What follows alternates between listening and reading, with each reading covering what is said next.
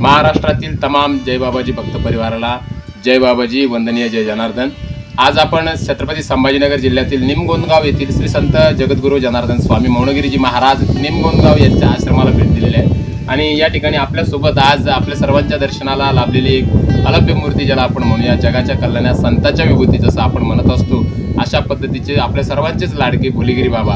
आपण नाव ऐकलं असेल, दर्शनही घेतलं असेल, बाबाजींचं दर्शन घेतल्यानंतर आपल्याला वेगळ्या प्रकारची अनुभूती सुद्धा आली असेल। तर आज आम्ही खास करून बाबाजींना भेटण्यासाठी या ठिकाणी आलेलो आहोत आणि निमगोंदगाव येथील जगद्गुरू संत जनार्दन स्वामी मौनगिरीजी महाराज यांच्या कार्यकाळामधील असलेला हा आश्रम आज याला भोलेगिरी महाराजांनी या ठिकाणी आपण बघतोय बाबाजींनी कशा पद्धतीचे एक भव्य दिव्य स्वरूप दिलेलं आहे। सर्व बाबाजी भक्त परिवारातील सर्व सदस्य सुद्धा या आश्रमाच्या डेव्हलपमेंटसाठी काम करतायत। या ठिकाणी प्रदोष कार्यकाळामध्ये बाबाजींनी आम्हाला आत्ता सांगितलं की ज्या दिवशी प्रदोष असतो त्या दिवशी एक जत्रेचं स्वरूप या ठिकाणी या आश्रमाला येत असतं।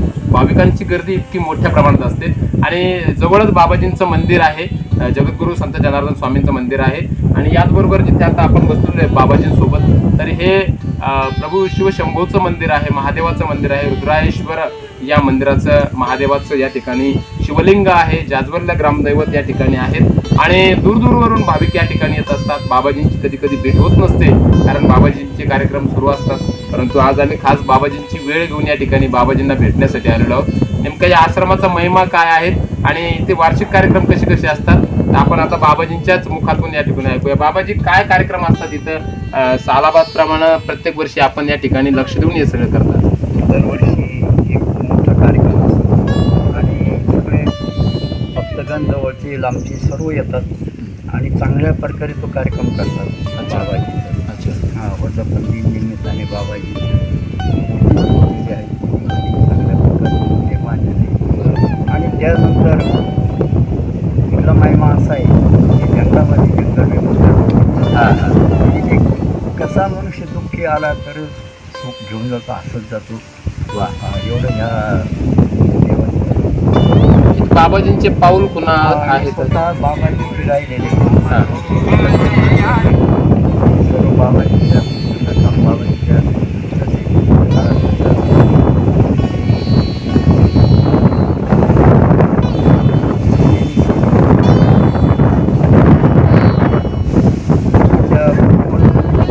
पद्धतीने हे बांधलेलं आहे सगळं दगड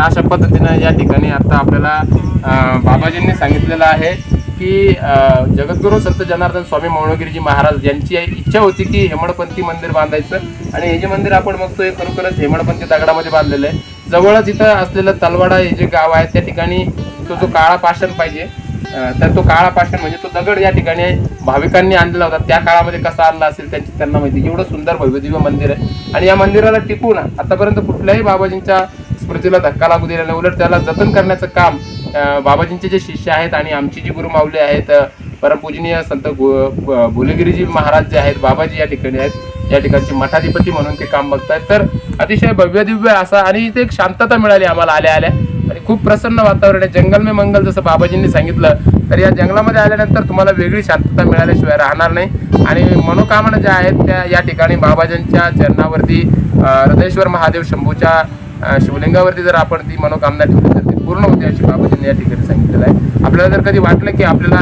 एक बाबाजींच्या वेगवेगळ्या स्थळाला भेट द्यायची तर त्यापैकी हृदयेश्वरांचं जे मंदिर आहे ते रुद्रायेश्वरांचं जे महादेवाचं मंदिर आहे ते जगद्गुरू संत जनार्दन स्वामींचा आश्रम आहे आणि छत्रपती संभाजीनगर जिल्ह्यातील वैजापूर तालुक्यातील शिवूर या गावापासून सुद्धा आपण या ठिकाणी येऊ शकता।